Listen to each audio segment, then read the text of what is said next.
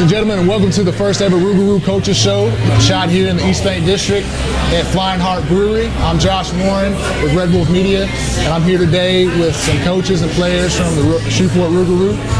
Let's go ahead and introduce ourselves, starting with Coach Russ. Hey, I'm Coach Russ. I'm going to be leading the way this year. My name is Richie, or Richard Rogers. I'm going to be the O-line, D-line coach. Hi, my name is Paige. I am the cheerleading coach. Eric Tank Thomas, receiver. Coach Blair, quarterback coach. So again, we'll start with Coach Russ. So really the main question that I want to ask, man, I just want to kind of start talking about all y'all's expertise, y'all's background. Tell us a little bit more about yourself and your expertise in the game of football. I got my coaching started at Ohio Dominican University under Coach Connolly. He used to coach at Ohio State. I was there for a couple of years, and then I went on to Southern Miss for a year. I've been coaching outdoor football until 2021, I believe. And at that point, I started coaching indoor football and been doing that ever since. Awesome. And then what about playing career? I played. He doesn't like to say it, but I played 4 years at Southern Miss. There's a guy you might know. He's going to say it if I don't. Brett Favre was there. I didn't know the guy. I was on the team.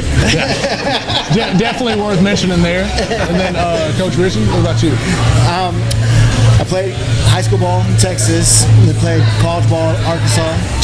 The Razorbacks, everybody knows. I was there. Darren McFadden, everybody knows who that is. Felix Jones and stuff. And after college, I actually met this guy. That's how he actually was my football coach, but we became business partners and stuff. And after being a coach, him coached me for 4 or 5 years. We've been business partners for 7 years and stuff. So sweet. Paige? Well, I've been dancing for 26 years now. Been in the sports industry for 5, so I'm already with the local hockey team here, and that's how I met the Rouxgaroux guys, and so now I'm kind of going to see if I can do football. Sweet. What about you, Eric? High school. Yeah, where you played, man? Where did you play? High school, I went to Evangel, college, Detroit University. Then after that, I spent some times with the Colts and the Buffalo Bills. And after that, that's when I really started playing arena ball. Sweet. What about you, Mike? I played at Parkway, hometown, Bossier City, 2003. Then I left for military, played a little bit in the military, post to post as a quarterback. Then I came back home. Started coaching in a little developmental league here, 9-man, and now I'm here with the Rouxgaroux. Sweet. So what is week one? When is week one? Y'all tell the fans what they want to know. week 1 is February 21st. It's a non-league game. We should dominate if our offensive coordinator does his job right. So we got preseason rankings. We're ranked number 3. So as long as he doesn't mess up, we should be pretty good. This is an offensive arena ball is an offensive game and stuff. So defense, you're always expecting to get scored on. So it's just his job to put up points. And to kind of delve into that a little bit, can we explain to some people that may only be familiar with outdoor football, what are some key differences between the two? I'll take that or you want to? Between arena football and outdoor? Yes, sir. Obviously, the first thing that you notice is we play on a smaller field. It's only it's 50 yards by 25 yards, I believe. Same dimensions as the hockey rink. Yeah, same dimension as the hockey rink. We don't have an out of bounds. So if a player goes over the wall, and as long as he comes down in possession of the ball, it doesn't matter if he's in someone's lap or on the floor, it's a catch. I would say a lot of the same. When we play with less people, there's 8 guys on the field at one time. We're allowed to have 2 guys moving forward towards the line of scrimmage on every play. Other than that, I mean, a lot of the same rules. We don't have the hip tackle rule. We don't have targeting. Got way bigger hits. It depends on where you're playing. It depends on what arena you're playing in, whether you have targeting or not. Right. So Eric, can you kind of speak to some of your experiences in the NFL and then how that is compared to arena football, like the speed, the energy, all that kind of stuff? Can you kind of shine some light on that? I mean, yeah, everyone knows like NFL is, it's a very fast game. Bigger, faster, stronger guys. But then I say in the arena ball, it's faster and it's smaller. So it's kind of the same, but in a way, I think arena is kind of harder because some guys can't translate their game to arena because that's a fast-paced game, and you really got to keep up with the tempo, and you really got to know what you're doing. And it's, like I said, there's only 8 people on the field, so you really got to know what you're doing out there. And some of those NFL guys, they're actually scared of the wall. Oh yeah, most definitely. I remember when I first started playing, like I was really terrified of the wall. But once you go over it, you get used to it, man. It's nothing. You just gotta have a feel for it and know where you're at out there. Right. So what kind of offensive scheme are we running? Do we want to tell the public what we're doing? I mean, there's only so many offenses you can run. I mean, without giving too much away, I mean, we're pretty much a high tempo, a lot of motion, a lot of misdirection. So. Then on the defensive side of the ball, what does that kind of look like? I mean, kind of a nickel set because we're running 8 or 9 guys, correct? It's 8 guys. Defense, the rules will change. Like your linebacker has to be stationary. There's only one linebacker, and if he blitzes, he has to raise his hand. He has to declare. He can't blitz unless he raises his hand. So we tell our linebacker to raise his hand every time, even if he's not blitzing, because you have to declare if you raise your hand. Just like on the offensive side of the ball, as a lineman, that's one rule we're gonna say. As a lineman, I can go out for a pass. I just got to raise my hand and declare, and I can go out for a pass, just like a receiver. So yeah, there's some definite, a little more rule differences for sure. Right. Yeah. Well, and a lot of it too. I mean, arena football is geared towards scoring, so there's a lot of things that puts the defense at disadvantage. Like Rich said, you know, the linebacker, you can't disguise the blitz. Right. You're the blitzing or you're not blitzing.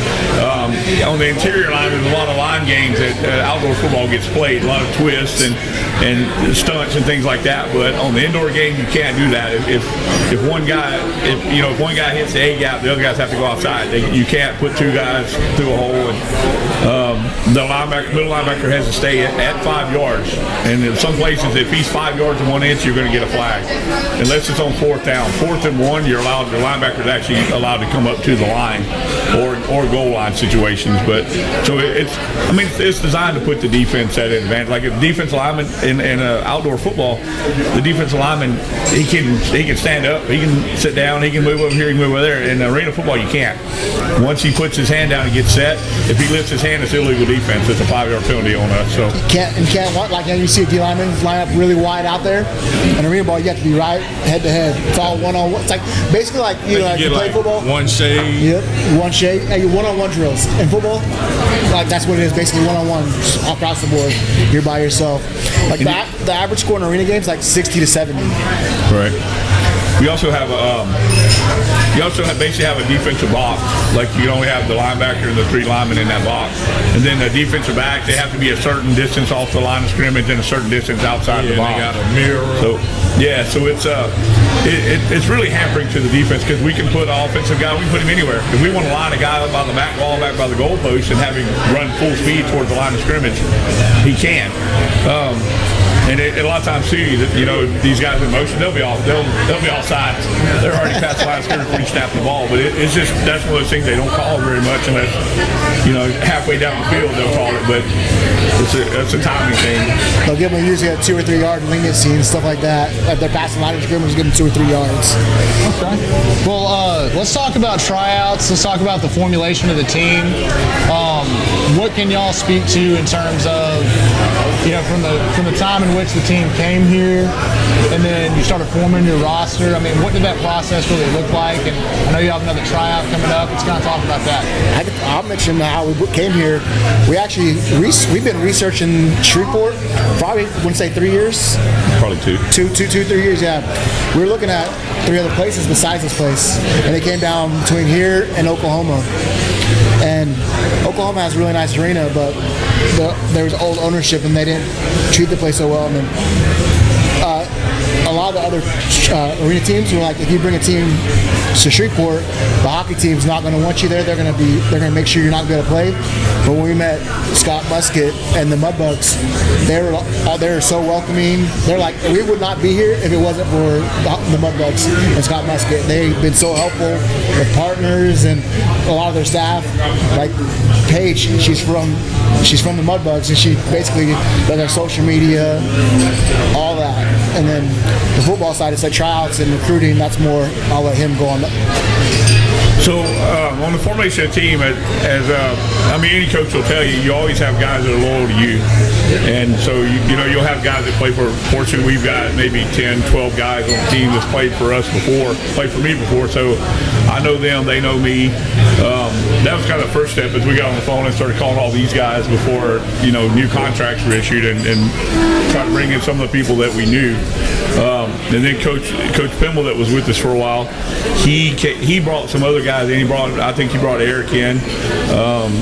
And between him and I, we know a lot of players, and so we just kind of worked to build the team. And then there's some guys from the local tryout that actually really caught our eye that we want to take a second look into camp. I think we invited 7 guys. Yep. But it's a constant process. It's it's like the NFL. You're constantly looking for the next guy, that next man up that can do the job. So recruiting never really stops until week 9, I think, when we can't sign anyone else. I think that's when recruiting stops. It's not like the NFL, right? If you get cut in the NFL and you're on a contract, you still get paid. In arena ball, you're on basically week-to-week contract. So if you get cut, you're gone. No pay. You don't get paid for the rest of the year. You're done. Yeah, so those guys always got to be on top of their game. He can speak on that. Yeah, I remember I was with the Nebraska Danes. I remember every week you'd get maybe 2 or 3 guys a week. So every day your job was on the line. So it was a dogfight every week. So what's the biggest, no pun intended, hurdle that y'all have encountered in this formation process? I think for me, it's when we can't get the gate open and have to climb over the wall. I'm kidding. Probably I don't think we really had any big hurdles. I mean, we've been fortunate in Shreveport. One of the biggest hurdles is always the arena. And, like Rich said, we've been fortunate. They got a good staff there. I think we want to hire everybody there. We even tried to hire Scott. But that's usually the biggest hurdle is the arena, and finding an arena that kind of knows what you're doing and kind of helps you along. And so that's usually the biggest hurdle. But again, that wasn't a hurdle here. Another big hurdle, housing. Housing is usually a big hurdle for teams, and that's literally one of the first things we found. We were actually staying at a hotel, the Holiday Inn, and right downtown, and the manager was there one night and said, "Hey." He saw me wearing the Rouxgaroux stuff. He's like, he saw us on the news. We're on the news. Was it that day we were on the news? He's like, I saw you in the news. He's like, have you guys found a hotel yet? We're like, nah, I have not. I talked to a different Holiday Inn, but they said no. He's like, I want you here. He's like, and the next morning we had a hotel. So that's things that we usually are harder to get. It's been so easy here in Shreveport. We definitely miss arena football here, I can tell you that. So in terms of, I wanted to ask you about the Hirsch a little bit and kind of the relationship between the Mudbugs and the Rouxgaroux. Can you kind of speak to that? Yes, so we, like you said, we were very excited to have arena football back in Shreveport. We have a motto at the Hirsch. The answer is yes. What's the question? And we applied that exactly to the Rouxgaroux as well. My boss, Scott Musket, sat down with me as soon as they contacted him, and he was like, do you want to do this? And I was like, absolutely. We're always looking to, expand and have more in the Hirsch, not just hockey, because it's a very versatile arena, and we want to be able to utilize that more. So, like we said, absolutely yes. What's your question? So awesome. So, talk a little bit more about all the hats that you wear. So I wear a lot of hats for the hockey team. I'm the assistant GM over there. I drive the Zamboni. I run their social media. I do their game ops. And then basically I kind of just applied myself. When they came along, they said they were looking for a social media person, somebody to run their game ops, and so I offered because I know the arena very well, so and plus I know it's hard to get started, so I wanted to help them as much as possible, and I want them to be successful, so that's why I offered to wear many more hats in their department as well. So awesome. Mike, I'm gonna make you talk, man. That's hard. You gotta say something, bro. Hey, He's thinking about arresting somebody. That's all he's thinking about. so tell me what your quarterback's coach, right? Yes, sir. Okay. So how many guys y'all got on the roster at the QB position? I believe we got 2 to 3 right now. We got 3. 3. So tell me more about these guys. Well, I haven't been able to evaluate any just yet. I'm waiting for them to come in town so we can actually get some work in. I think January 11th is the first tryout. Any quarterbacks come out there, I get to evaluate and look at them. Biggest thing for me is what I want to see from them is if they're coachable. Everybody's an adult that comes and plays here. They know how to play football, but everybody brings something different. As long as you're coachable, you're dedicated to the game, and you want to play, that's the biggest attributes that I want to see as a quarterback. You can tell anybody to play. You can show them how to run it. Are they coachable and are they dedicated to be the quarterback and lead that team?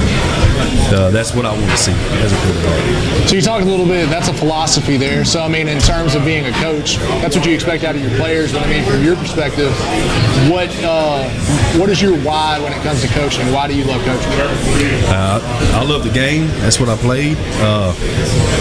I can't play anymore, so might as well put my knowledge into somebody else and see them succeed. That's the biggest thing I want to see. So what about you as far as from a player's perspective? What is your why? I always feel like I got a lot more to offer, and it's just that dog in me just to keep going. And it's the hunger for more. What about you guys? I love the game. My degree's in sports marketing. That's what I went to school for, so I've always been about the game. When I was younger and stuff, before I had all my knee surgeries, everybody told me I was going to go somewhere, but first, I didn't get tall enough, and second, in all the surgeries, I've always been in love with the game. This is my passion. I would not do anything else, and I'm my own boss. I could have a boss. I'm my own boss. That's pretty nice, yeah. What about you, Coach Russ? The question was why? Yes, sir. I love being around sports. I've always loved sports. I've played football since I was like 6 years old, and it's just kind of my dream job to do what we do now. I used to be a real shy person. I wouldn't talk to people I didn't know, and now I'm kind of forced to. So I have to talk to people every day, and it's kind of helped me grow as a person. That now I'll talk to anybody. We have to do it on a daily basis, and so I think it's just being able to do the job I love, being around what I want to do, and waking up every day to doing football. I said one day I was going to work in professional football. I just didn't. I thought I was going to be on the NFL field or something, but. I got a great story about him. After our first season in arena ball, they're both former. He's a cop. He's a former cop. But after our first season, we're in the off season. We're just doing sales. At this town next to the town we were in Wyoming that we were in, he's a narcotics cop. So they asked him to come help them with narcotics. So he calls us. He's there working there for about a month or two. About a month. He calls us. He's like, "Hey, Richard, what are you doing?" I was like, "Oh, I just got done picking up a $20,000 check. I'm about to go have some beers with some clients." And he looked down at the check he got for working a month and not risking his life. And he's like, "Why am I doing this? Working 40 hours, risking my life." And he's out. I'm out enjoying my passion and stuff like that. So he's like, he came in, he took off his badge, turned all his personal stuff in. He's like, "All right, I'm done. I'm retiring." The biggest hurdle on the football field for me? Probably just I was never the fastest guy. I was never the biggest guy. I spent a lot of time watching football games from the sidelines. As far as the business side, the biggest hurdle is getting the players and the fans to buy into what we're doing. If the players aren't buying into what you're doing, you're not going to win many football games. And if you're not winning many football games, the fans aren't going to buy into what you're doing. So it's kind of a double-edged sword there. You got to kind of navigate it where you got the guys believing in you and your coaching abilities, and you got the fans believing in your team's ability and your coaching abilities. That's probably the biggest hurdle, every year. What about you, Mike? So I would say the biggest hurdle in football itself when I played was the injuries. Overcoming injuries and learning how to take my time and come back to be 100%. It was very hard for me to sit on the sideline or somebody watch somebody else play. I believe I came back too fast at some points. That was the biggest hurdle for me in playing. Now it's knowing, hey, I'm not playing anymore. Now teaching these guys and knowing I want to get out there and play, but I can't. That's the biggest problem with me. But I mean, I feel good about teaching somebody the game of football and them going out there succeeding. That makes me feel 10 times better. So you just solely from a playing perspective, what's the biggest challenges you face on the football field? The biggest challenges I think I faced was I wasn't always the biggest or the strongest, but I mean I've always attacked whoever was in front of me. Then again, I'd say like the lingering injuries, rushing to get back, it's not being patient and just like I said, just wanting to get out there and play. And just the hunger to be out there, that's probably the most lingering injuries. So on a positive note, what are you most looking forward to this season? I'm just looking forward to really winning some games and getting back out there and just showcase what we can do as a team on the field. Breaking some records. So, I mean, that's always, but you know, I want to go out and grab this ring too. I understand. What about you, bro? Oh, I'm excited. I'm excited to bring something exciting to the city. I'm excited for I love the football, but I also love the community outreach. I love helping little kids out, doing stuff in the community, changing little kids' lives, having the football camps, doing that kind of stuff. Almost excites me more now than the football. And so, one of my greatest stories, one of our first teams in Wyoming, we had this kid in school. He got bored all the time, and he wanted to have a birthday party. One of our players heard about it. Not even telling me he heard about it. He was at school, heard about it. So he got a bunch of the players together, and we showed up at his birthday party and hung out with them, and then hung out with him afterwards. And the kid became really popular, and his mom came up to me and was like crying at the game. I thought I did something wrong, and she's like, "You changed my kid's life." And those kind of things. That's what I love about the game. Yeah, like you said, that's another big thing too. Like kids can get a lot of access to other persons having access to NFL players. Like versus when I was on other teams, like we'll do communities, we'll like go read the kids at school, like you said, have a kid birthday party, things like that. So that's probably one of the best things too. What are you most looking forward to? I'm looking forward to bringing arena football back to Shreveport. There's so much buzz about it, and I mean, I always look forward to game days when it's a hockey game, and I am really looking forward to learning what a football game inside my arena is going to look like. So it's probably the most thing I'm looking forward to. Coach Ryan? I mean, I definitely look forward to winning a lot of football games and hopefully having that trophy up at the end of the season. But I also look forward to just seeing the excitement in the fans' faces, you know, at every game when we look up in the stands. Because I watch the stands a lot. Even when I'm coaching, I look up and you know, I just try to gauge how everybody is enjoying themselves. Because I mean, that's what we're there. It's not just about football. It's about entertainment. I mean, I tell all the players this, that you know, you're more than football players. You guys are entertainers. And so that's why I look forward to the happiness of seeing everybody entertained, and we put on a good show between all of us, and everybody goes home happy and ready to come back the next time. Awesome, man. What about you, Mike? It's basically everybody hit it. Biggest thing I'm looking forward to is obviously getting out there and winning some games, but then just like the kids, I'm very big in the community, very big, you know, with watching the kids how they grow up, and just seeing all the kids now saying, "Hey man, I want to be just like that player." That really hits home to me.